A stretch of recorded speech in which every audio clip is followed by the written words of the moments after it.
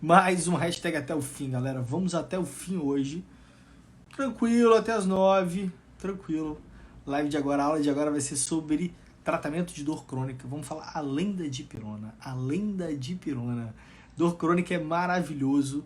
A gente não sabe manejar dor crônica. Te garanto que a gente não sabe manejar dor crônica. E o André é um cara muito foda, é um especialista para falar disso. Quem teve na live com ele sobre analgesia, que a gente fez mais ou menos há um mês atrás, a gente falou sobre a analgesia do paciente com dor aguda e na arte de falar. Grande Olá, garoto! Boa! beleza? Boa! Perfeito, perfeito. Demorei um pouquinho, mas deu certinho, Tranquilo, deu, perfeito. deu uma travadinha aqui, mas É, só tá fui pronto. botar o fone. Toda vez que eu ponho o fone, ele dá uma travada. Tranquilo, muito bacana as lives, hein? É, Igor foi hoje. Speaker, Cindy mandou um help aqui pra gente em Cindy, ginecologia, tá todo Cindy, mundo já por muito dentro. bacana. Eu E vi, agora eu vi a falando live já dela até o final. além da dipirona, cara. Eu gosto desse título, sabia? Eu também gostei, eu achei muito interessante. E aí, aqui, eu vou dar uma regra pra galera aqui. Vou Hum, deixar os comentários abertos, eu quero a galera participando. Seguinte, beleza. primeira coisa que você vai fazer, você que tá vendo essa live, tem 1.900 pessoas. Eu quero que você convide um amigo seu que não está aqui. Tem alguém que não tá aqui. Então faz o seguinte, pega no aviãozinho ali, ó, clica no aviãozinho e manda para um brother. Pra gente aumentar a galera, pra gente começar com empolgação. Vamos até o fim, galera. Essa é a primeira regra Muito aí do bom. jogo. E aí, cara? Vamos ir, vamos começar. Beleza, então, igual você me perguntou, o que que tem além da dipirona, né? Tem tipo o universo além da dipirona, ela é muito necessária, mas a gente não pode esquecer de todo o universo que tem, do universo também que é o paciente com dor crônica, e eu vou puxar algumas coisas das duas lives que vocês apresentaram aí, principalmente da primeira live, que achei muito fantástico, assim, tipo, encosta no seu paciente, examina o seu paciente, que aí você pode mudar a história natural daquela doença, né, daquela condição. Bom, antes de falar de dor, né, dor crônica e tal, a gente tem que saber o que é dor, né? A IASP, ela classificou a dor como uma sensação desagradável, real ou potencial, relacionado a uma lesão que existe ou não, basicamente. Então, esse conceito é um conceito bem complexo, né? Ele tenta agregar várias coisas, né? O físico, o emocional, o que o paciente sente. Então, com base nisso, inclusive um artigo que eu mandei aí para vocês no material do Melzack, que é um psicólogo que ganhou o Prêmio Nobel de Medicina,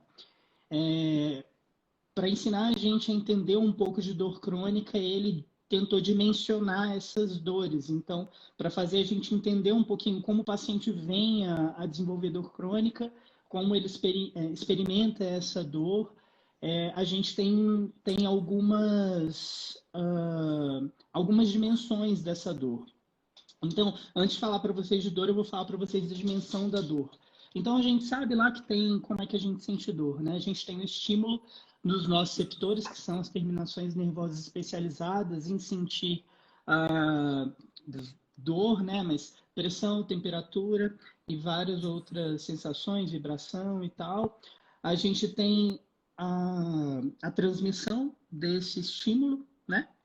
Então, ele vai para o neurônio, vai para o corpo posterior, sobe, córtex, sensitivo, beleza. Só que entre essa via de você sentir a dor, da transmissão da dor e a dor chegar no córtex, a gente tem o dimensionamento da dor que varia de pessoa para pessoa, de indivíduo para indivíduo, de doente, de paciente para paciente, né? Uhum. Então, baseado na nossa experiência cognitiva, né, da nossa definição de conhecimento do mundo, baseado nas nossas interações afetivas e no nosso comportamento, a gente vai experimentar essa dor de maneiras diferentes. Então, a gente vai poder sentir essa dor maior ou menor. André, É, dor é algo então extremamente único, né? É algo, assim, Sim, único cada pessoa vai ter um tipo de dor. É impossível você... eu tenho uma coisa que eu gosto de falar, às vezes, André, não sei se você já ouviu falar alguma vez isso, que é assim, hum, valoriza a dor do seu paciente, porque você não sim, é capaz de julgar qual o tamanho dela. E isso é o que você falou exatamente. exatamente. Cientificamente, isso não é para de coach. Não é para de Sim, coach. É verdade, meu amigo. é, O paciente tem uma dor única, né? sim, e vamos pegar um exemplo da Cindy, né? Nós temos uma paciente que teve síndrome HELP, ela está carregando gêmeos univitelinos e aí fazem a cesárea e aí um desses gêmeos vai ficar na UTI neonatal 2 meses e o outro vai para casa, né? Vai para casa ter carinho, conforto. O outro vai ficar na UTI recebendo coleta de sangue diária, vai ficar entubado, às vezes sonda, às vezes não sonda, às vezes tem que fazer uma punção suprapúbica, às vezes tem que fazer uma coleta de líquor. Então, a carga genética desses dois seres que são iguais, enfim, eles têm a carga genética igual, mas eles estão em ambientes diferentes. Então, a dimensão da dor que eles vão experimentar é diferente. Um está experimentando vários tipos de invasão, decúbito, fisioterapia, aspiração, intubação, extubação, coleta de exame, e o outro não. O outro está com carinho, está amamentando, está lá feliz. Então, a gente sabe que depois de um tempo, esses dois indivíduos, quando a gente vai medir o quanto de dor que cada um percebe, é diferente. Então, aquele paciente, aquele gêmeo que ficou lá 2 meses na UTI, ele vai sentir dor com muito mais facilidade do que aquele outro que foi para casa, que não teve todos aqueles estímulos. Então, a gente viu também que para desenvolver dor crônica, a gente precisa entender um pouco da vida, né, de como esse paciente vive, né, de como esse Sim. paciente se desenvolveu, o que ele sofreu. A gente, às vezes, é um paciente que está com problema na família, problema espiritual, está com algum espiritual que eu falo que tem, às vezes, ele é expulso, né, grupo, vamos dizer, às vezes ele foi expulso do trabalho, ele está O sem problema, trabalho, está com uma causa trabalhista. Então, essa pessoa que está exposta a essas adversidades, ela vai sentir muito mais dor, ou ela tem uma facilidade de sentir dor muito maior do que uma pessoa que está com uma vida equilibrada, né? Que tem as várias dimensões da vida dela, familiar, espiritual, cultural e física, que quando essas dimensões estão equilibradas, a chance dessa pessoa experimentar ou desenvolver uma dor crônica é muito menor, né? Então, para falar interessantíssimo. de dor, a gente tem que entender um pouco, né, desse paciente, entender um pouco do contexto, né, que a gente está vivendo, o contexto do nosso país, da situação sócio Socioeconômica do econômica. país que o paciente... Até que o país e o paciente vive, né? Tudo isso vale, né? Sim, daquele universo que o paciente está inserido. Então, baseado, né, nesse entendimento multidimensional da dor, então, para a gente tratar um paciente com dor, a gente tem que lutar em todas as frentes, né?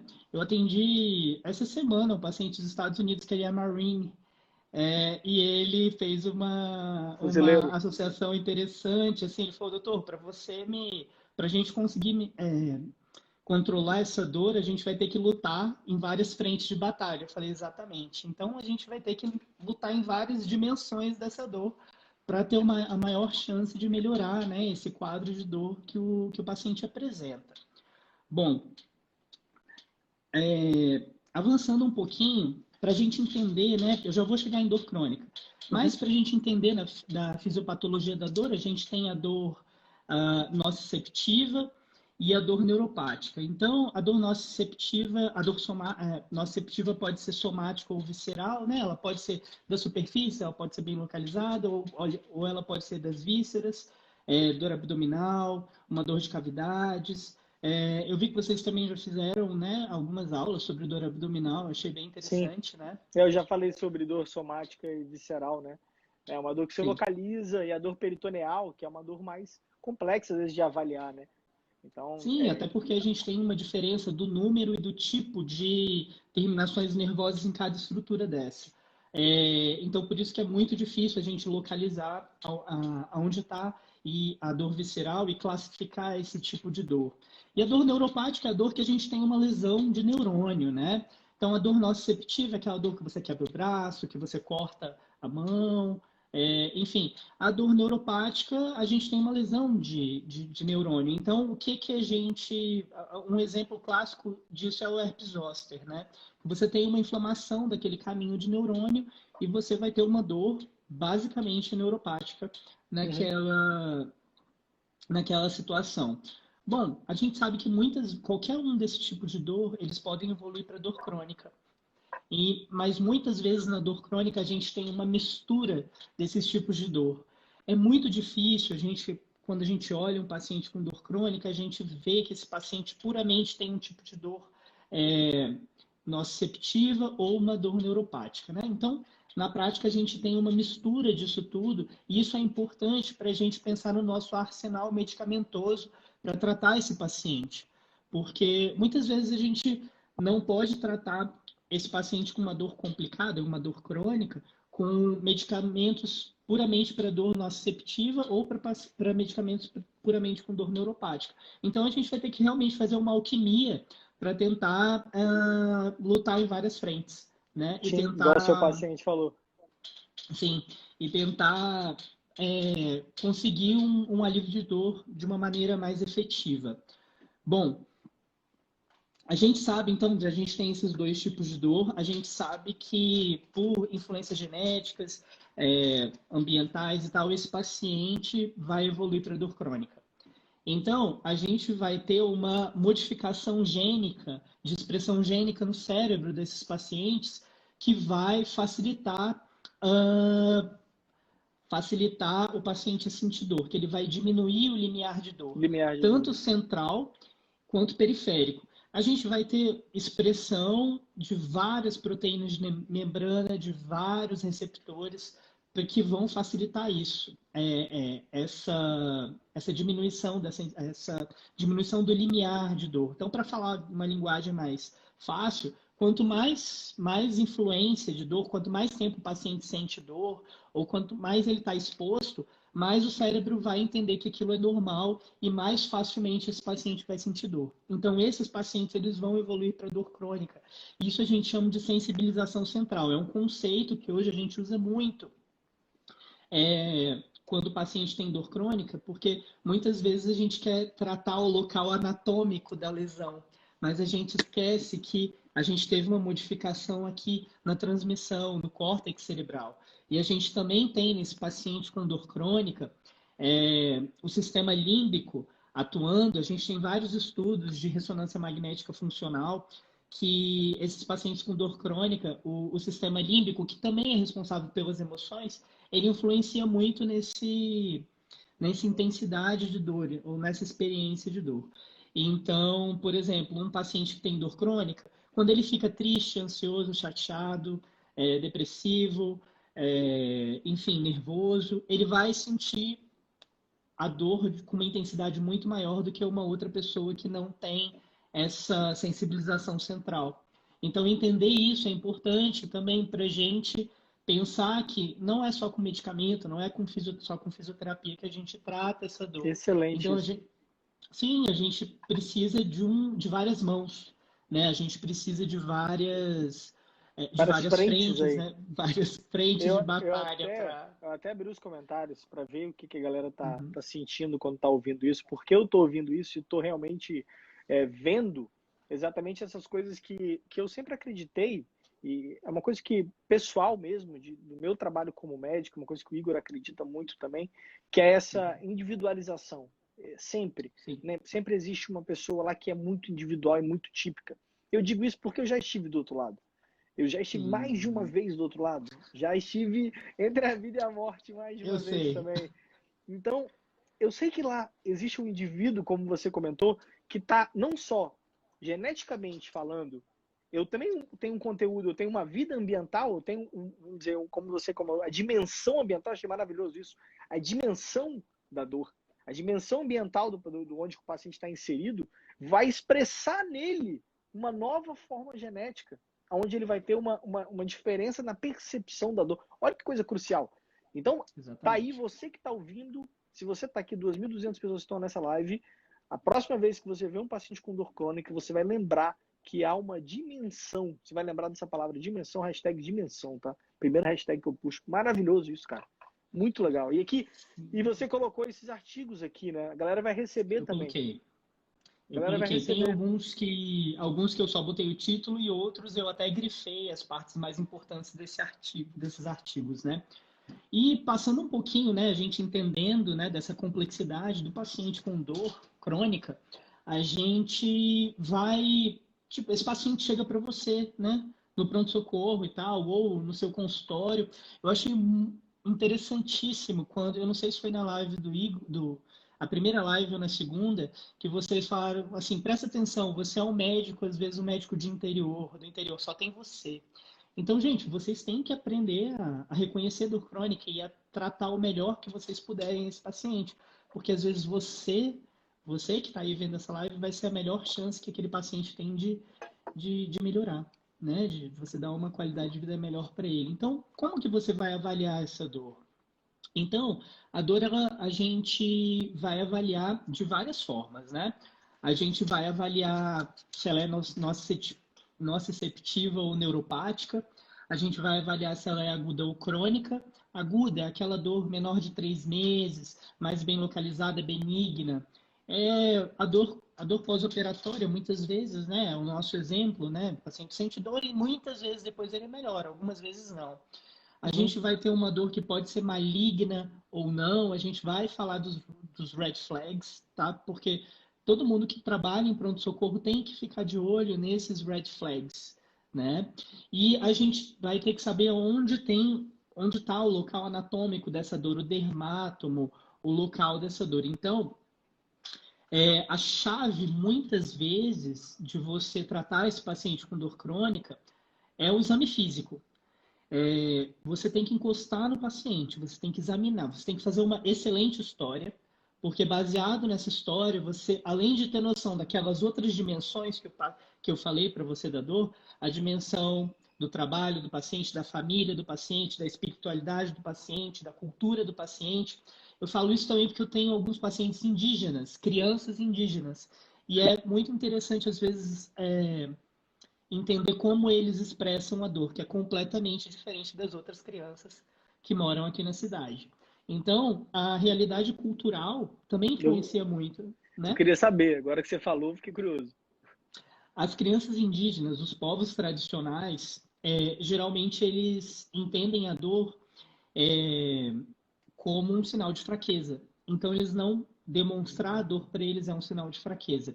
Isso também, quando eu fiquei lá no Japão um tempo, eu também percebi e eu conversava com as pessoas e li artigos sobre isso, como a população oriental e as populações tradicionais indígenas entendem a dor. Eles acham que é um sinal de fraqueza.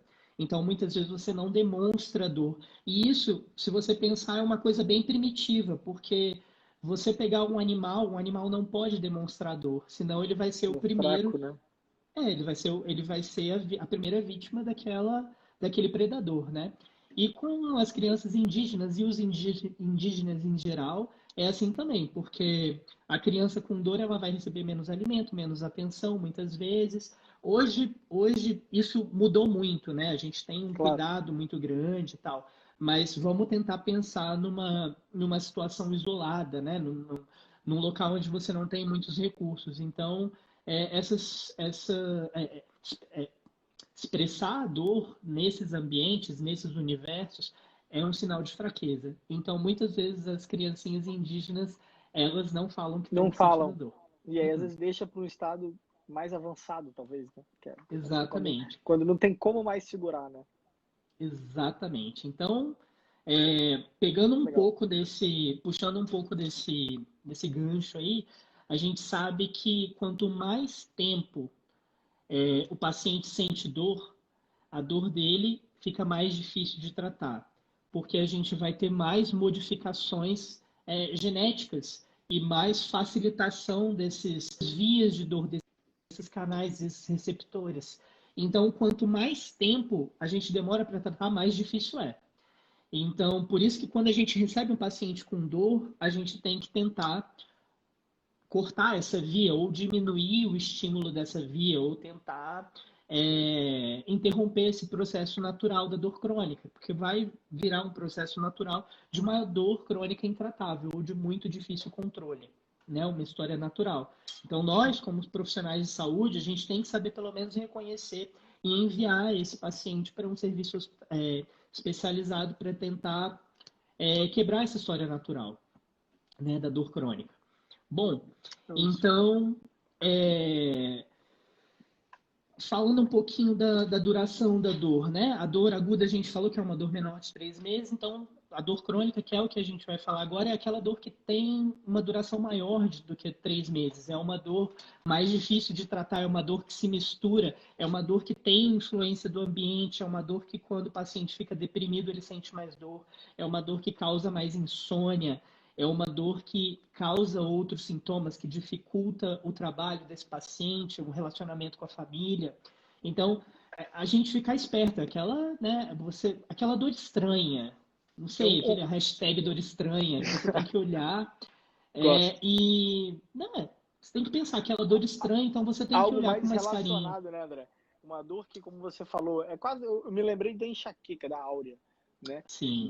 Que ele tem uma dor que acompanha alguma coisa, né? E essa dor crônica, ela tende a acompanhar, às vezes, sintomas psicológicos, por exemplo. Com certeza. Ele, no momento da anamnese que ele está falando da dor, eu já tive alguns pacientes assim, André, fora do pronto-socorro, direto, né? Porque é o paciente da vascular, o paciente que evolui para um processo de amputação, é um paciente, muitas vezes, que evolui com dor crônica. Mas eu não estou colocando esse paciente no jogo. Paciente de pronto-socorro. Bem difícil.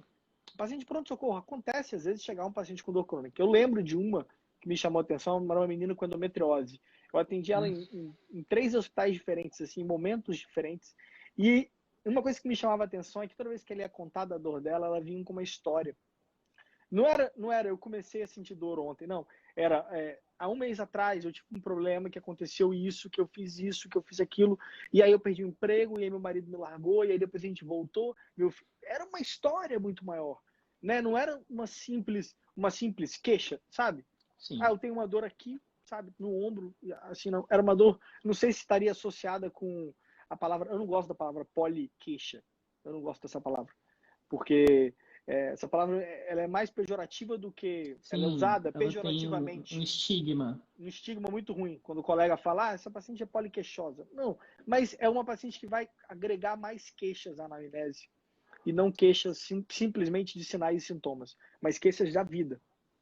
Sim, ao mesmo tempo que é uma história rica, né? É uma história com muitos elementos ricos e vagos e difíceis de você quantificar e qualificar, né? Então são muitas variáveis ali dentro dessa história. O paciente de endometriose é um paciente clássico, enxaqueca é um paciente clássico, os fibromialgicos também, a gente muitas vezes tem medo, né, desse paciente e tal, é um paciente que vai muito no pronto-socorro, é um paciente que a gente tem que ter mais carinho. Mas, bom, continuando um pouquinho nessa duração da dor, a gente pode ter dores episódicas, né? Que são dores que acontecem em determinado... pontualmente relacionados a alguma coisa. Por exemplo, dor vasoclusiva, de crise vasoclusiva dos pacientes com anemia falciforme. Aqui a gente tem muito... A enxaqueca associada a período menstrual, que também é uma dor episódica ou recorrente, né? Para a gente ter uma noção desse tipo de dor. A gente pode ter uma dor incidental, que é aquele paciente que já tem dor crônica, está compensado, mas quando ele faz alguma coisa, aquela dor vem. Então, aquele escape, né, de dor que a gente chama. E a dor de fim de dose, que eu não sei se você já deve ter visto, dor de fim de dose ou irruptiva, né, que a gente chama, que é uma tradução literal, eu nem sei se existe essa palavra, irruptiva, mas nos guidelines a gente vê. Que, por exemplo, o paciente toma morfina de 4 em 4 horas. Então, dá 3 horas e meia ele começa. Dor. Ele começa a ter a dor. Então, é porque a gente sabe que o nível sérico está diminuindo, né? Então, muitas vezes, ou a gente diminui o intervalo dessa medicação, ou a gente entra com adjuvante, né? Para poupar o opioide. Que a gente vai discutir um pouquinho também desse conceito, que a gente também discutiu no conceito na aula de dor aguda, mas que é muito importante quando a gente fala de medicação, né? Porque o padrão ouro é a morfina e tudo que a gente compara, todas as medicações, ou com a morfina, ou são para poupar a morfina, para a gente usar menos doses.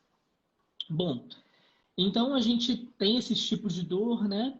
E como é que a gente vai lidar com essa dor, né? Então a gente precisa muitas vezes de um protocolo, né, de dor. Os serviços precisam de um protocolo. É claro que você que trabalha num serviço menor, ou no interior, ou numa secretaria de saúde, você muitas vezes não tem esse protocolo lá. Você tem na internet. Eu vou mandar os links para vocês dos protocolos de dor em adulto, dor pediátrica, que é muito interessante. A gente precisa desses protocolos. A gente precisa também. A gente só trata uma coisa quando a gente sabe identificar, né? Então a gente precisa aprender a identificar, precisa examinar direitinho esse paciente, porque senão a gente nunca vai encontrar o que a gente quer achar se a gente não sabe o que a gente está procurando, né?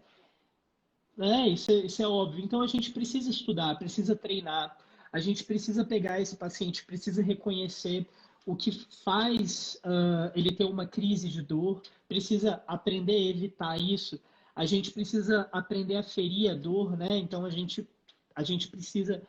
O mais clássico é aquela escala numérico-verbal de 0 a 10, quando você está sentindo dor, de dor, Sim. né? Ele vai falar Direto, pra né? gente. A escala numérica verbal, ela funciona a partir de 7 anos, então a gente também pode usar com crianças, né? Então, é a mais clássica, eu acho que é a que vocês têm que saber por quê. Você vai precisar de perguntar antes quanto ele tem de dor, vai agir e vai perguntar, vai reavaliar esse paciente. Então, a gente tem que tomar uma conduta e a gente tem que reavaliar esse paciente. Então, não adianta eu examinar esse paciente lindamente e tal. Aí eu tomo a minha conduta, depois eu mando esse paciente embora sem ver se funcionou ou não minha conduta, né? Sim. E a gente Reavaliar faz pode... parte do tratamento da dor, né? Porque eu preciso saber se aquilo foi efetivo ou não, né? Com certeza. Sim, exatamente. E tá dentro de todos os protocolos. Hoje, por exemplo, aqueles protocolos zona, o joint da dor oncológica, de serviços de oncologia que a gente está inserido também, a gente tem vários e vários protocolos e todos eles pedem e exigem a reavaliação. Então você tem que reavaliar e você tem que escrever e provando que você viu aquele paciente e a gente vai fazer os protocolos, né? Seguir passo a passo desses protocolos. A gente tem nesse material que eu mandei o passo a passo, né? Como lidar com a dor aí. E bom, beleza, a gente fez tudo isso, mas vamos pensar na parte legal da aula, né? Que é as medicações aqui que a gente vai usar. Uma Então, coisa que você falou, o André, que na hora que eu estava lendo aqui o material que você mandou para os meninos também, você fala sobre as red flags, né? O tuna fish. Eu não sei sim, se você ia comentar ele agora. vou. No Isso exame, é bem sim. direto ali, porque ele faz parte ali do atendimento do paciente, né? Então, o Igor, eu vou te desafiar a achar uma ideia, um conceito mnemônico aí para esse tuna fish, traduzir isso daí. Vamos lá ver se você consegue. Igor tá vendo, ele faz. Até o final da aula a gente pede. Eu acho que ele faz umas ótimas, né? Tuna Então, o fish é tuna difícil. fish são aquele paciente que vai chegar. Esses são red flags de dor lombar, mas muitos a gente pode exportar para outros tipos de dor, aqueles sintomas estranhos, aquela dor estranha, né? Porque você chega, nossa, que coisa estranha. E, e a gente tem que atentar para isso, que é o trauma, perda de peso inexplicável, explicando cada um. Então, o paciente chega com uma dor, você tem que perguntar, tipo, o que aconteceu, né? Ah, doutor, eu caí, ou eu tive um acidente de carro, eu estava andando de moto, caí e tal, ou eu caí da cadeira e caí de bunda no chão. Isso é bem clássico no consultório. Então, você Uhum. pensa em história de trauma, perda de peso inexplicável, né? Então, doutor, eu perdi 10 quilos nos últimos 5 meses e tal. Aí você já fica com aquela pulga atrás da orelha, né? Tipo, já vai pensar no câncer, né? Em tumor ou alguma outra doença, às vezes desabsortiva, alguma doença reumatológica que possa cursar com isso aí. Então, isso tem que despertar uma curiosidade, né, gente? Né? A gente não pode olhar, doutor, eu perdi 10 quilos nos últimos 5 meses. Isso é um sinal de alarme, né? É um Sim. alerta vermelho. Sinais neurológicos. Doutor, eu estava andando e do nada minha perna parou de mexer. Então a gente pode ter uma fratura, a gente pode ter uma fratura, um desfiladeiro torácico ou algum tumor, alguma coisa, tipo, alguma coisa não está errada, alguma coisa não Alguma está coisa tá certa, errada, né? tá errada nisso aí. Tipo, algum sinal e sintoma neurológico, né? Um déficit motor, ele parou de sentir do nada, liberação esfincteriana, isso é muito sério, a gente tem que perguntar isso quando a gente está avaliando o paciente, se está tudo certo, né? As funções de eliminação dele estão normais. Então, isso é um red flag, quando ele tem uma alteração nisso aí. Pacientes com idade, tem alguns guidelines que pedem para a gente colocar como sinal de alerta menor de 18 anos e maior de 50 anos. Normalmente a gente pensa nos idosos, né? Febre, uso de drogas intravenosas, né? A gente tem as bactérias, estafilococcus, streptococcus, que a gente pode ter uma infecção e a gente pode ter uma colonização vertebral e tal. A gente tem muitos estudos hoje que estão descobrindo que causas de dor crônica, elas são infecciosas. É muito interessante, estão tratando esses pacientes de dor lombar com antibiótico de longo prazo, assim. É muito interessante. Esse é o tipo de diagnóstico que você só faz se você souber disso, né? Não tem como. Sim, sim, É. sim. Enfim, usos de esteroides. Aqui, quando eu falo esteroides, são corticosteroides, né? Que a gente sabe que o uso crônico de corticosteroides ele está associado a maior número de fratura, né? Maior incidência de fratura óssea. E a gente sempre tem que pensar com carinho na coluna, né? Uhum. Bom, e histórico de câncer também. Então, esse tuna fish, trauma, perda de peso inexplicável, sinais neurológicos, idade maior do que 50, febre, drogas intravenosas, uso de esteroides e histórias de Histórico câncer. de câncer. Se a gente tiver essa noção, você não precisa ser tão mnemônico. Se você tiver um pouco de bom senso, você já consegue pelo menos identificar e tentar mudar um pouco dessa história natural do paciente. Bom, outra coisa, a gente já vai para as medicações. Muita gente me pergunta, e eu acho que isso é muito útil para vocês, pessoal, quando você vai pedir exame, né, para esse paciente, lembrando que quando a gente não tem red flags, quando a gente tem red flags, a gente vai seguir a investigação desse paciente com exames de Uhum. imagem. Quando a gente não tem red flags, 90% do que a gente quer, a gente acha no exame físico. Então, muitas vezes, você que tem poucos recursos, você vai conseguir resolver o problema do paciente muitas vezes, identificar o problema do paciente muitas vezes sem um exame de imagem ultra sofisticado. Então, muitas vezes hoje, eu peço, quando o paciente chega no meu consultório, ou quando eu vou avaliar um paciente no pronto-socorro que me pedem, ou um paciente internado, eu peço o exame de imagem ou para pensar numa intervenção, afastar alguma outra causa. Mas o diagnóstico eu fecho no exame físico. A maioria das vezes, sem dúvida. Então, o meu trabalho muitas vezes é revisar o diagnóstico desse paciente e tentar mudar essa história natural. Mas muitas vezes eu faço isso sem exame de imagem, a grande maioria das vezes. E eu só peço muitas vezes porque o convênio obriga a gente a pedir antes de um procedimento. E até a gente precisa ter uma noção anatômica se está Sim. tudo certo ali, né? Mas Uhum. assim, para você que está vendo isso agora, não pensa que para tratar esse paciente você vai precisar necessariamente de pedir 1000 exames de imagem. A maioria das vezes você não vai precisar pedir para fechar um diagnóstico do que esse paciente tem. Sim. Bom, nisso eu estou falando que também tem tudo que eles fizeram ressonância magnética em pacientes assintomáticos e viram todo tipo de desastre anatômico e esses pacientes nunca sentiram nada. Então, toda vez que vocês virem uma ressonância de um paciente, tá errado você falar que ele tem uma lombar de um senhor de 95 anos. Isso não existe.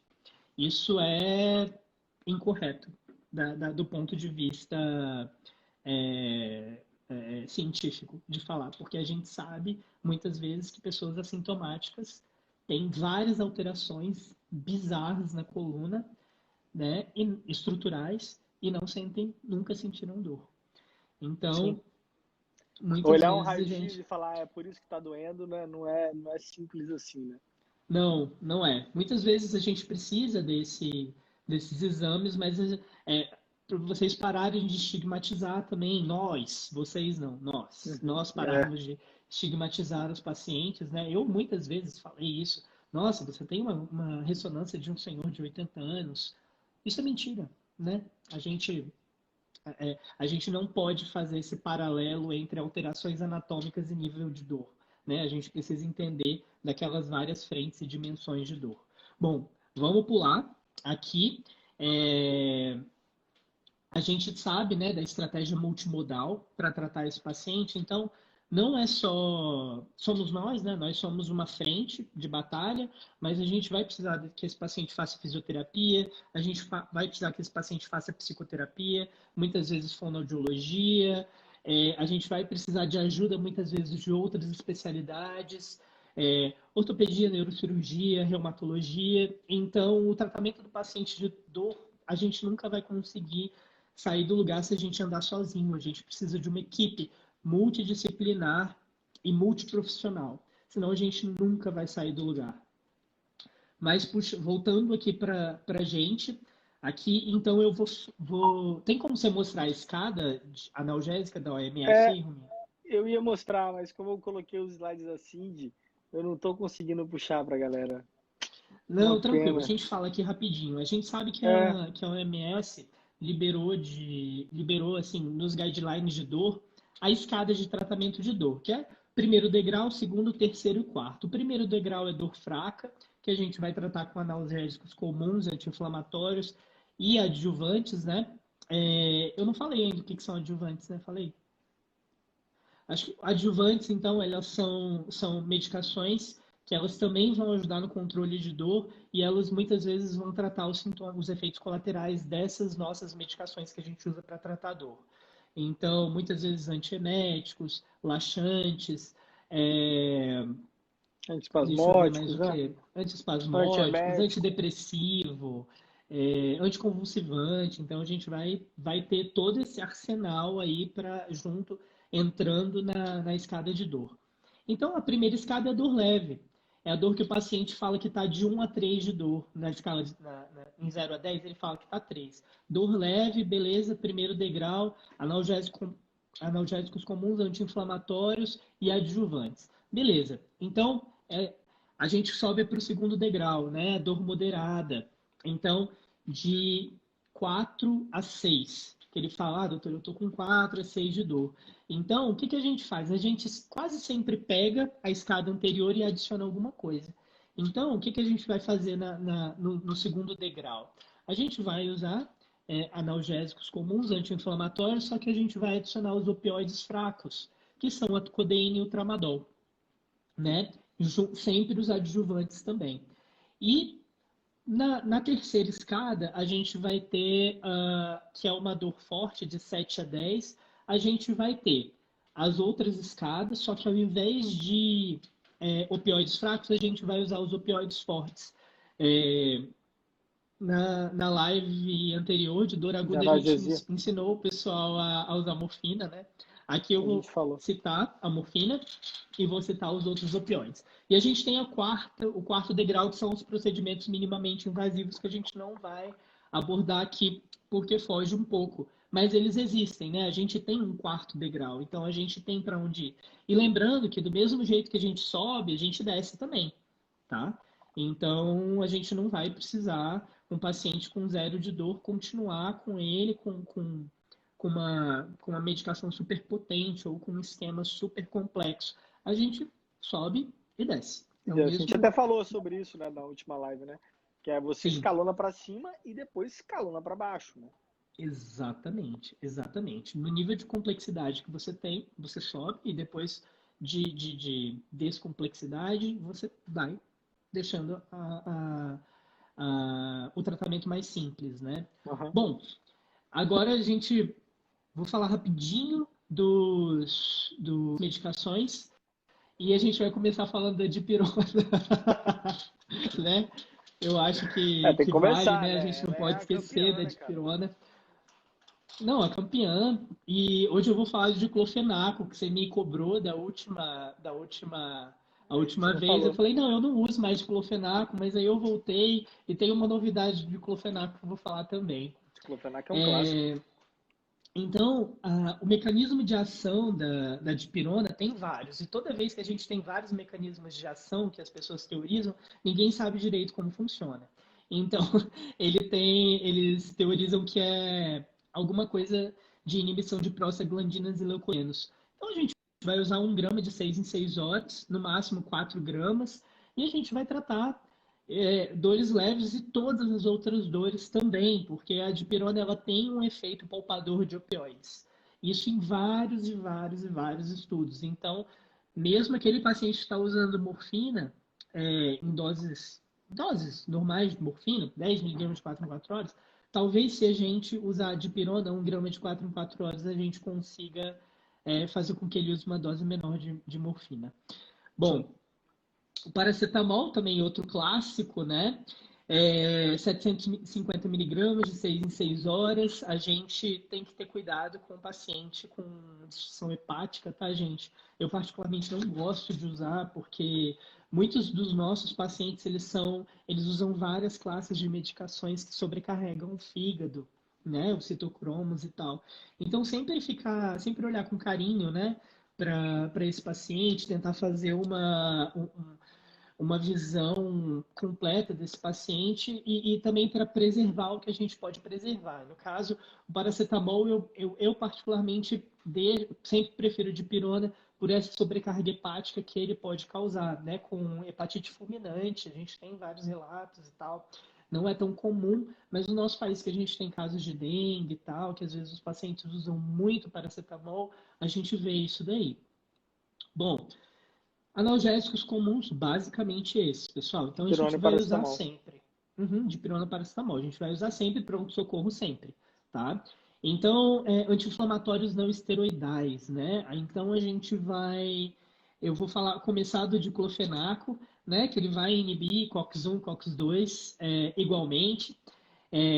Bom, 50 miligramas de 8 em 8 horas e saiu há alguns anos uma liberação estendida do diclofenaco de 50 e 100 miligramas de uso único. Então, eu esqueci o nome. Intramuscular também? Não, via oral. Ah, Vioral. Via oral. E muitas vezes esse comprimido ele vem com um inibidor de bomba de prótons associado. Então, isso é uma coisa bacana para gente ver. Lembrar sempre, quando a gente está falando de anti-inflamatório, das contraindicações. Se a gente tem alergia, disfunção renal, alteração de mucosa gástrica, hepatopatia, nefropatia. Então, sempre ficar ligado, né? Para dor crônica, eu cito, mas não é uma medicação que a gente usa muito.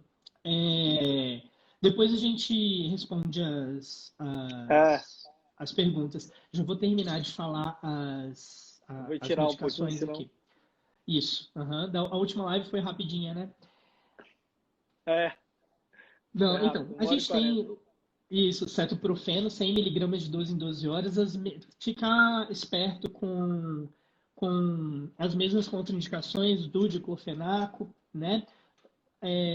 Alergia, alteração de mucosa gástrica, úlcera, hepatopatia, Nefropatia, né? nefropatia.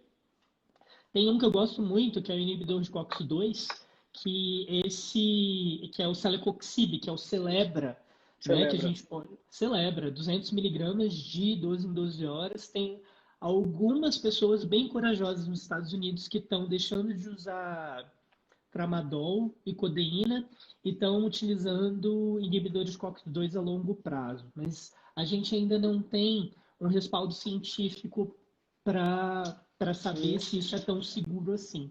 Então, eu prefiro não usar por mais de 5 dias, 5 a 7 dias. Falando um pouquinho dos opioides fracos. Nos opioides fracos, a gente tem o tramadol e a codeína. O tramadol, ele é um excelente medicamento, porque além dele atuar nos receptores mi-opioides, né, que são basicamente os receptores que vão tratar a dor dos nossos pacientes, eles agem como inibidor de recaptação de serotonina e noradrenalina e inibidores dos receptores NMDA, que é onde a acetamina age também. Então, ele tem muitas ações. Então, muitas vezes, nesses nossos pacientes de dor crônica, que eles têm várias vias de dor, várias vias de sensibilização, muitas vezes o tramadol é uma escolha interessante para a gente usar. E a gente pode usar 50 ou 100 miligramas em até 8 em 8 horas.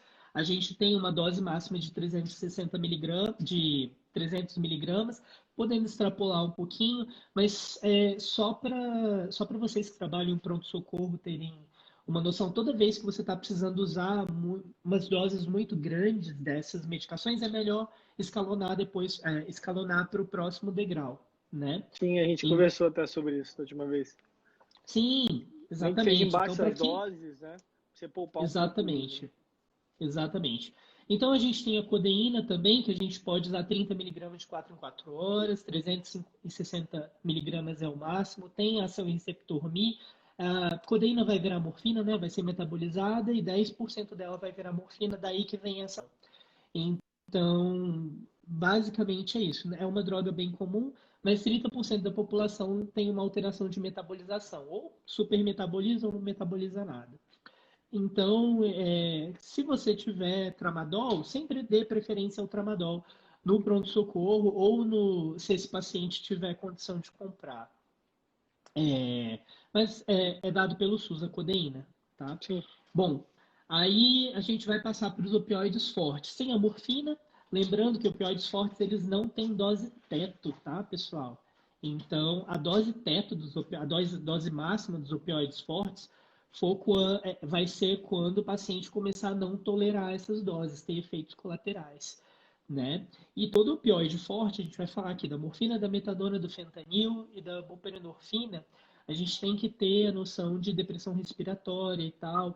E toda vez que o paciente for virgem de opioide, a gente ou não vai entrar com essas medicações ou vai entrar com opioides fracos, para diminuir essa chance da gente ter efeitos adversos. Então, morfina, daquele mesmo jeito, né, que a gente comentou, eu sempre gosto de começar com 2 miligramas, espera 15 minutos, 2 miligramas, até você achar essa dose. Depois que você achou, por exemplo, fez 2 miligramas 3 vezes, com intervalo de 15 minutos entre eles. Deu 6 miligramas, aí ela vai ser 6 miligramas de 4 em 4 horas, porque a morfina dura 4 horas. É super tranquilo, o paciente não vai fazer depressão respiratória, e acho que é uma maneira segura da gente usar. Metadona, eu não sei se vocês têm acesso a isso, mas é uma medicação dada pelo SUS também. E a gente pode entrar com pacientes virgens de opioide. A gente começa com 2,5 miligramas de 12 em 12 horas e depois vai ajustando essa dose aqui. Lembrando também que não possui dose máxima, tá? Cuidado com depressão respiratória. E a gente tem duas medicações aqui que são transdérmicas, não sei se vocês já ouviram falar, da buprenorfina, que é um agonista opioide, ela é agonista Mi e antagonista kappa e delta, e ela tem um efeito maravilhoso, dura 7 dias, maravilhoso, gente, muito bom para os pacientes que precisam usar a longo prazo. É um medicamento que já tem no SUS, André? Buprenorfina? Esse não, mas ele não é tão caro igual o fentanil transdérmico. O fentanil transdérmico tem aqui no Distrito Federal. Só que o fentanil transdérmico, ele é o que mais causa depressão respiratória. A gente nunca entra com ele para pacientes virgens de opioide, mas muitas vezes a gente tem aquele paciente lá, por exemplo, seu paciente lá com uma úlcera de difícil controle, a gente não está conseguindo, ele já está usando morfina, há um tempão tem aquela dor de fim de dose, muitas vezes a gente vai converter essa quantidade de morfina em fentanil transdérmico. Eu posso usar, André, morfina e metadona nesse fim de dose, por exemplo, ou é demais aí para um opioide? Normalmente, opioides fortes, a gente usa um tipo de opioide forte. Por exemplo, normalmente para paciente de dor crônica, a gente tende a usar os que duram mais. No caso, tem a morfina de liberação controlada, que dura 12 horas, e tem a metadona também, que dura de 8 a 12 horas. 6, 8, 12 horas. E aí os resgates, sempre a gente faz com um opioide de curta duração. No caso, a morfina, que dura 4 horas. Melhor entrar, seria melhor talvez manter para um paciente com dor crônica a metadona, por exemplo, e usar a morfina como resgate, do que ter uma morfina às vezes lá em cima, sei lá, 8 miligramas de 4 em 4. Isso, exatamente. E até porque a metadona, ela tem um efeito parecido com o tramadol. Ela também é inibidora de receptores de serotonina e noradrenalina e age nos receptores NMDA. Então, muitas vezes, o efeito analgésico dela é muito do que o da morfina.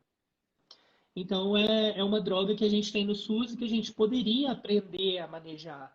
Não é uma droga comum, assim, mas é uma droga que a gente não mexe tanto, né? É uma verdade. Sim, mas assim, eu acho que é importante conhecer para você saber dessa opção que você tem, né? Para manejar esses pacientes, para tirar esses pacientes do pronto-socorro. Muitos pacientes que vão toda semana no pronto-socorro ou várias vezes por semana, com metadona a gente consegue tirar esses pacientes, né? E, enfim, só lembrando também que todos os opioides, em algum nível, eles vão causar constipação, tá, gente? Então, a gente vai ter que aprender a prescrever um laxante para esse paciente que está usando opioides, né? O próprio tramal, já a codeína, já causa, né? Menor quantidade, mas já causa, é comum. Sim. Bom, pulando rapidinho aqui, a gente tem a amitriptilina e a nortriptilina, que são antidepressivos tricíclicos, que são fantásticos para o tratamento de dor. A gente sempre inicia com a dose de 25 miligramas e pode progredir até 75. E nesses pacientes de dor crônica ou nessa dor estranha, o paciente que tem dificuldade para dormir, gente, é maravilhoso. É muito bom. Esse remédio, ele ajuda na indução do sono e ele também trata, ele atua em várias vias da dor neuropática. Então, eu acho que tem o seu valor.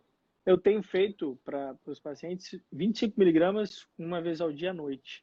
Isso, à noite, sempre à noite. Na primeira reavaliação, eu vejo se dá para aumentar às vezes para 50, né? Mas E aí esse remédio, né, usando o antidepressivo tricíclico, eu posso fazer como um agregante, né? Eu posso agregar ao meu tratamento. É um adjuvante. Um adjuvante, né? Exato, um adjuvante. É um adjuvante. E nisso a gente vai pular para os antidepressivos duais, que a gente chama. Aqueles específicos de recaptação de serotonina e noradrenalina. E são... a sertralina e a fluoxetina, elas não têm ação na dor crônica. Então, os específicos para serotonina, sozinhos, eles não agem na dor crônica. Os que têm evidência científica são a venlafaxina, desvenlafaxina e a duloxetina. Então, as doses estão no material, mas é porque eu tenho os outros mais importantes para falar, que são os gabapentinoides. E, gente, todo mundo tem que saber usar. Todo mundo tem que, pelo menos, conhecer gabapentina. Eles são anticonvulsivantes, mas eles são péssimos para convulsão e eles são bons para dor, né? Mas a gente tem que lembrar, né, que da classe deles de anticonvulsivante, porque toda vez que a gente entra com anticonvulsivante, a gente diminui o limiar convulsivo e quando a gente tira abruptamente, a gente pode predispor esse paciente a uma crise convulsiva. E ter carinho na hora de tirar esses remédios, né? Então, a gabapentina a gente tem no SUS, a gente pode usar ela até em 6 horas, tem comprimidos de 300 e 400 miligramas e a dose é até 3.600 miligramas por dia. Então, basicamente, o céu é o limite com a amitriptilina. Céu é o limite. Beleza. O maior desafio para mim para fazer essa live foi tentar fazer em 1 hora. Eu me esforcei aqui.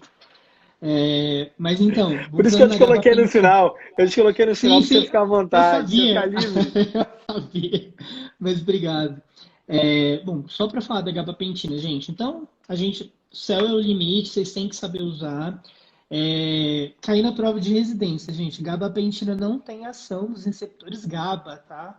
Bloqueia canal de cálcio, pelo amor de Deus, não é isso não. Tem muita gente que vai fazer residência e essa é muito clássica, tá? E, bom, a pregabalina é a prima rica, né, da gabapentina, então a gente é muito mais cara, não tem no SUS, e Não tem no você SUS. tem doses, né, que vão variar de 25, 50, 75 a 75. 150.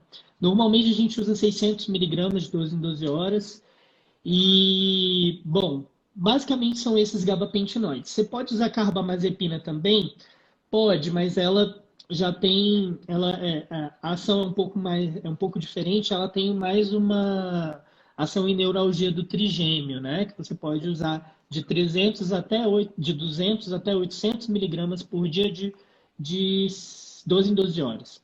Ô Então, André, hum, tem uma coisa que eu queria te pedir. Se a gente conseguisse fazer uma receitinha de bolo para a galera que ficou aqui no hashtag até o fim. vamos, Porque, assim, vamos, até eu tô pensando nisso. Por exemplo, é, vamos dizer que eu tenho escolhido fazer a amitriptilina, que é uma droga que normalmente eu tenho mais certo. costume de fazer. Sei que tem uma Uhum. aceitação boa no SUS, já fiz mais de uma vez, então tenho esse feedback. E aí eu Barata, né? posso, é barata, fácil, eu posso acrescentar aí uma aduloxetina e Sim, acrescentar um gabapentinoide também, posso fazer uma associação, isso que eu fiquei meio... Como que eu montaria uma sim. receitinha de bolo, assim, para o cara que realmente vai precisar disso, às vezes amanhã, tem um paciente Sim. que ele sempre atende lá no PSF com dor crônica, ele fala, caramba, amanhã eu vou resolver a vida dela. Eu tenho, então, eu tenho esse paciente, né? Esse paciente chega para mim, beleza, eu vou fugir um pouco do anti-inflamatório. Então, às vezes ele tem uma dor que ele vai precisar usar codeína ou tramadol de tantas em tantas horas, mas aí você sempre vai usar. Eu sempre gosto de usar o que você tem. Então, você sempre vai adicionar um antidepressivo ou um gabapentinoide. No SUS, o que que a gente tem? A gente tem a amitriptilina e gabapentina. Uhum. Então, a gente sempre vai começar com essas medicações à noite, tá? Porque elas podem dar sono. Então, você vai começar com amitriptilina 25 miligramas e gabapentina de 12 em 12 horas. Por exemplo, 300 miligramas de 12 em 12 horas. Vai começar junto para esse paciente. Mas uma dica, gente: muitos dos efeitos colaterais dessas medicações, da intolerância do paciente, é porque a gente, às vezes, entra com uma dose muito alta e esse paciente não tolera. Então, a gente sempre tem que começar devagar, despacito, né? Bem devagar para esse paciente, de verdade, senão esse paciente vai ter efeito Efeito colateral. colateral, e é comum os efeitos colaterais também desses. Nossa, sonolência, É, tontura, e aí a gente vai perder esse paciente, às vezes, ou ele não vai querer tomar a medicação, porque o remédio não é bom, o remédio me faz mal. Mas muitas vezes a gente tem que entrar com uma dose pequena. Então, muitas vezes a gente vai entrar com gabapentina à noite, gabapentina e amitriptilina à noite. Vocês vão ver que o efeito no sono desse paciente vai ser maravilhoso. Aquele paciente tem insônia, que não dorme, que reclama, que não descansa. Olha, toma o efeito é muito bom amitriptilina, mesmo. maravilhoso. E a amitriptilina sempre à noite, tá, pessoal? Se vocês entrarem com esse remédio, a gente vai dormir o dia inteiro, né? Ou vai ficar sonolento. E gabapentina, eu sempre gosto de começar pelo menos de 12 em 12 horas, mas sempre na primeira semana você inicia com a gabapentina um comprimido à noite. Na segunda semana em diante, a gente vai entrar com ele de 12 em 12 horas. Tá? Receita de bolo é o que eu faço no consultório e quase sempre funciona. De verdade, assim. Lembrando que a gente pode usar mitriptilina e gabapentina para pacientes pediátricos, tá, pessoal? Então, você aí que trata uma criança um pouco maior e tal, depois eu mando as doses também para vocês. E, enfim, eu sempre entraria com essas duas medicações. Se o paciente puder comprar, Rony, um antidepressivo tricíclico, um antidepressivo dual, como o duloxetina, que é o Velija, que é o... Eu esqueci os outros nomes comerciais. Mas assim, vai ajudar bastante, vai ajudar muito, porque ele vai agir em outras vias de dor e vai, muitas vezes esse paciente ele tem um quadro ansioso ou um humor Aham. mais pré-depressivo, você também vai iniciar um tratamento. É claro que não é especializado para isso, mas ajuda bastante, assim. Ô, Então, André, se eu puder optar pela pregabalina, eu parto para pregabalina também. por que que eu gosto também da pregabalina? Se eu Porque puder, que é ela uma dura medicação que eu mais. não vou ter ali no SUS, né? Mas Não vai ter no eu, SUS, mas ela eu dura 12 horas. A gabapentina, muitas vezes, a metabolização dela pode variar de 6 a 8 horas. Então, você vai ter que. O paciente vai se sentir melhor com um comprimido de 6 em 6 horas ou de 8 em 8 horas. Às vezes entendi. 12 em 12, mas a pregabalina, ela dura 12 horas. É a prima rica, ela vai durar 12 horas. Então, Tá. você pode usar doses até 300 miligramas de 12 em 12 horas para dar 600 miligramas. Os E começar pacientes aí sempre com 75? 75 à noite, depois de uma semana 75 de 12 em 12, e depois toda vez que você for aumentar, aumenta sempre à noite primeiro. Porque a maioria dos efeitos colaterais, o paciente vai ter sonolência, tontura, ele já vai estar dormindo. Então ele não vai perceber, entendeu? Então, até o organismo se acostumar com aquilo, é, você teve esses efeitos colaterais à noite. Por isso que depois você sempre inicia a noite e aumenta a dose pela manhã. Tá? Em todos os antidepressivos, todos os anticonvulsivantes, a gente funciona. Eu vejo, essa é uma experiência minha já. Eu tenho uma prática melhor nisso. Assim, melhor entrando com essas medicações dessa forma. Tá? Ótimo, Então, eu legal. acho Eu que. gosto desse do bolo porque, como eu te falei, né, é um paciente que chega no pronto-socorro, acaba chegando e às vezes a gente acaba ali se prendendo numa medicação simples, às vezes deixa um anti-inflamatório, uma dipirona, por exemplo, e às vezes não tem como, não vai resolver, você não vai nem chegar perto de resolver o paciente. Então, acho que é legal passar essa sensação de que sim, você pode prescrever esse paciente. Pode começar, não quer fazer nada complexo, né? Vai na Uhum. amitriptilina no comecinho, vai no gabapentinoide, começa, né? Exatamente, a gente vai ver que a dor desse paciente vai melhorar, as urnas desse paciente vão melhorar. Você pode sim associar o tricíclico aos gabapentinoides, não tem problema. Eu muitas vezes associo o tricíclico a outros antidepressivos, mas a gente tem que, questão de prova, síndrome serotoninérgica maligna. A gente tem que prestar atenção nisso aí. Eu nunca vi isso. Mas, assim, toda vez que a gente está associando drogas antidepressivas, a gente tem que pensar nas complicações. Mas, assim, eu acho que a receita de bolo para dor crônica, assim, é muito difícil a gente falar em receita de bolo para dor crônica, mas é uma excelente associação, uma excelente receita. É, opioide, anticonvulsivante, antidepressivo tricíclico e dual. Eu uso bastante, bastante mesmo. Muito Então, eu bom. acho que vocês vão ter muito mais êxito nos pacientes tratando eles dessa forma do que só com opioide ou fragmentando não entrando com várias medicações com vários efeitos, mecanismos de ação juntos, né? Aquela analgesia multimodal que a gente conversou na outra aula, né? Então a gente Sim. entra com várias medicações e a gente vai ter doses menores e menos efeitos colaterais, tá? Eu vou puxar umas perguntas aqui, Aham, André, beleza. para a gente Deixa eu poder só falar de encerrar. um último assunto. Claro, Um minuto. fala. Canabidiol.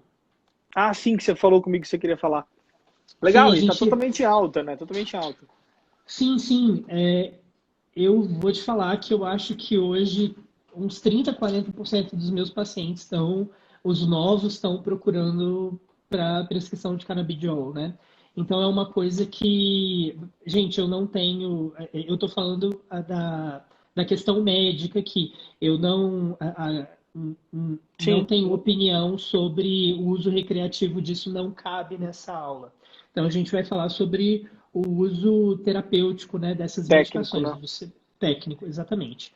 Então, a gente tem o CBD e o THC, a gente tem que eles agem nos receptores de canabidiol, né? E a gente tem os receptores do sistema endocannabinoide do corpo inteiro. E eu tô tendo efeitos maravilhosos prescrevendo canabidiol para alguns pacientes, né? Muitas vezes para dor, nem tanto.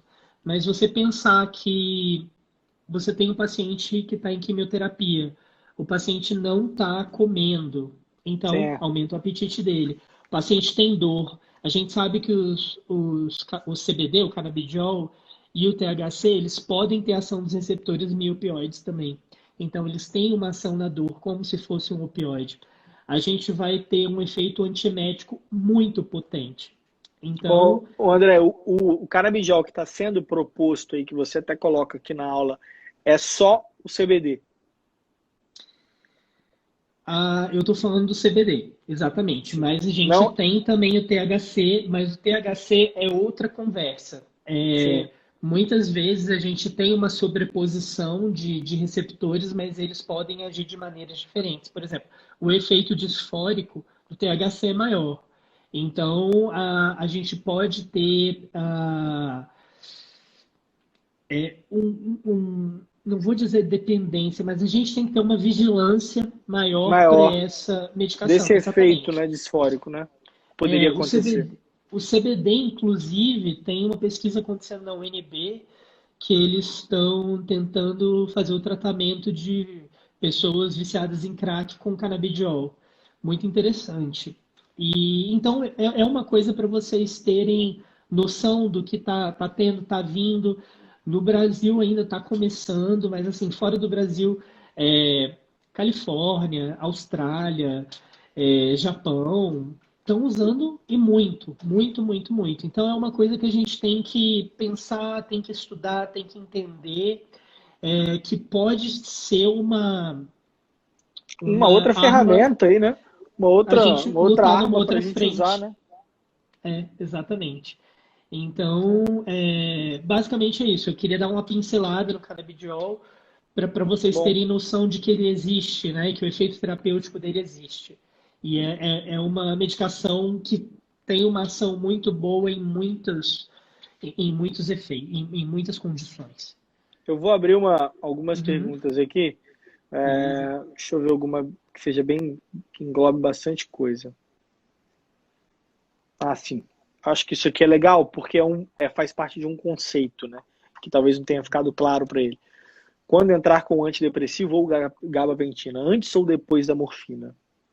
Então, eu sempre entro antes da morfina, mas vamos tentar ter uma noção aqui de que você tá com um paciente que provavelmente se você pensa em entrar com morfina para ele, você pode ele pode estar com outro opioide, né? Um opioide fraco. Uhum. Então, muitas vezes eu associaria, antes de entrar na morfina, o gabapentinoide e o antidepressivo. Porque eu pensaria nesse efeito poupador de opioides. Porque se eu só usasse a morfina, sem essas outras medicações, provavelmente a dose que eu ia usar ia ser uma dose muito maior do que se eu usasse com essas medicações. Mas Então acho que eu entraria antes. um fundamento, talvez, né, para que talvez um entendimento que eu tô tendo, né? Que é até uma coisa Uhum, que eu vou passar no Telegram depois, sim, que é a gente sempre está tentando poupar o paciente do uso, por exemplo, da morfina. De certa forma, se eu encher o paciente de morfina, eu vou resolver aquela dor. Só que é uma forma de resolver a dor que me gera uma complicação muito. O manejo desse paciente muda, dependendo daquele nível de dose, eu não consigo nem fazer aquilo em casa. Então, assim, sim, o que eu tenho entendido aqui é que a gente vai sempre tentar usar as ferramentas que a gente tem, essas outras opções no tratamento da dor crônica, para usar cada vez menos. Morfina lá sim, embaixo, né? Então, por com isso que você certeza. entraria sempre primeiro, né? Como fazer sempre o primeiro passo aí de tentar os outros analgésicos, né? De tentar esses adjuvantes, vamos dizer, que a gente não está acostumado a usar para dor, Sim. para evitar a morfina, né? Sim, é só você pensar naquela escada, né? A gente tem os Uhum. adjuvantes, você pode colocar desde o primeiro degrau. Então, sempre tente entrar com os adjuvantes antes. Olha essa perguntinha é legal também. Quais medidas não farmacológicas também são comprovadamente eficazes no combate à dor crônica? Boa, né? Interessante. Olha, a gente tem muitas e muitas medidas, desde a fisioterapia, acupuntura, psicoterapia, terapia cognitivo-comportamental. Como eu também trabalho muito com crianças, a gente tem pet terapia, né? A gente tem, Um verdade, você cachorrinho. leva um Golden lá Não, a e as Golden crianças. melhora todo mundo, gente. Você Golden leva um melhora. gol. Não, mas é verdade. Você tem a ecoterapia, que muitas crianças, principalmente com quadros neurológicos, elas melhoram muito o padrão de controle de dor com ecoterapia. É claro que tem uma fisioterapia, porque ela Sim. aprende a sustentar, fortalece a musculatura. A gente tem musicoterapia, inclusive a gente vai começar um projeto de musicoterapia no Hospital da Criança. Tem aromaterapia, não sei se eu falei. Então, olha, tem uma infinidade de fonoaudiologia, terapia ocupacional. Assim, é um mundo. E, assim, precisa existir, porque às vezes quanto 3 mais você usa ferramentas não medicamentosas, menos você precisa usar de medicações. Entendeu? Travou um pouquinho, mas voltou normal depois. Tá escolhendo. Deixa eu Tranquilo. procurar uma outra, botar uma perguntinha aqui no final. Tem uma galera que perguntou sobre fibromialgia. Não sei, eu acho que é legal. Fibromialgia. É um quadro. Fibromialgia, a gente, sim, é muito interessante, assim, porque muitos médicos, né, muitos a gente tem um estigma com paciente fibromialgico, né? Então, basicamente, aquele paciente fibromialgico é um paciente, muitas vezes tem a fibromialgia infantil e tal, mas você tem pessoas de jovens, adultos jovens ou de meia idade, mulheres, que têm uma questão muitas vezes psicológica, ou não, uma dor generalizada, dor musculoesquelética, um padrão de sono terrível. Você às vezes tem esse paciente com uma fadiga crônica muito grande e você tem outros sintomas somáticos. Então ele pode ter cefaleia, síndrome do intestino irritável, ele pode ter tudo o que você imaginar dentro desses sintomas somáticos. Bom, basicamente, o que a gente faz com esse paciente? A gente entra com uma terapia medicamentosa para ele, lembrando que opioides não têm evidência de melhorar em pacientes fibromialgicos, então a gente vai usar aquelas outras os outros artifícios que a gente tem, antidepressivos, tricíclicos, gabapentinoides, analgésicos comuns, relaxantes musculares. E outra, se esse paciente não fizer a reabilitação física, se esse paciente não ficar forte, ele não melhora.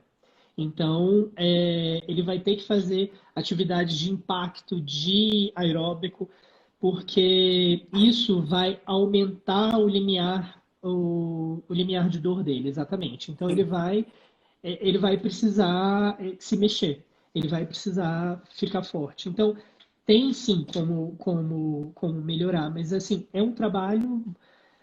A fibromialgia é como se fosse uma hipertensão, então você vai ter que tratar ou manejar esse paciente como uma doença crônica de longo prazo. Ele vai ter que fazer esse controle medicamentoso e não medicamentoso. E ele não vai melhorar se ele fugir desse estilo de vida. Né? O paciente precisa entrar num estilo de vida para melhorar da fibromialgia. Né? Então, Processo mais complexo, existe, né? mas dá muito trabalho. André, eu fiz uma brincadeira com a Cindy que foi o seguinte: pedir para. É sempre assim, quando a gente começa a responder algumas perguntas aqui, aparecem cada vez mais. Então tem umas 30, 40 perguntas aqui. Seria legal se você pudesse dar uma ajuda para a galera, quem for lá, entrar no seu Instagram, Marcos André, tá aí, é só você clicar e já segue. Tranquilo, eu manda uma todo mensagem, mundo, manda essa recebi umas pergunta que você 50 queria fazer na live. questões. O quê? Você respondeu? Desculpa. Da última vez?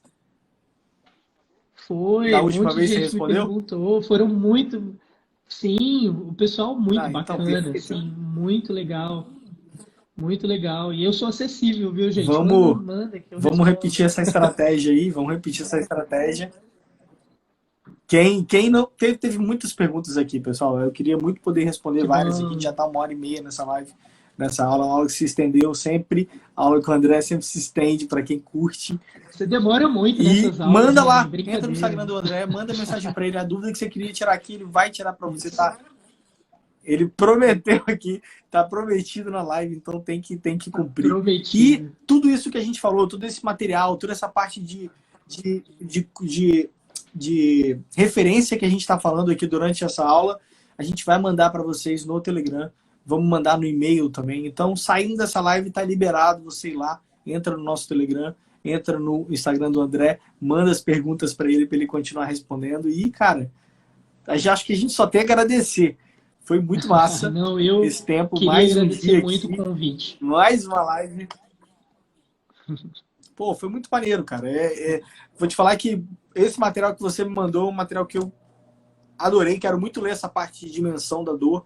Uma coisa que me interessou muito. Encontrei vamos dizer, um fundamento científico numa coisa que eu acreditava profundamente. Então, eu vou ler bastante aqui ainda hoje. E, cara, só tenho a agradecer. A galera com certeza tá agradecendo também, com certeza absoluta. Obrigado. Obrigado a todo mundo que participou. Obrigado pelo convite. E valeu, estou à disposição. E dor crônica, eu tentei fazer essa aula em 1 hora, mas eu não consegui. Foi mal. Tranquilo, não tem problema não, tem problema não. Valeu, Beleza. rapaziada. Obrigado. A live Valeu, vai ficar Robinho. postada também. Obrigado. Abraço. Abraço.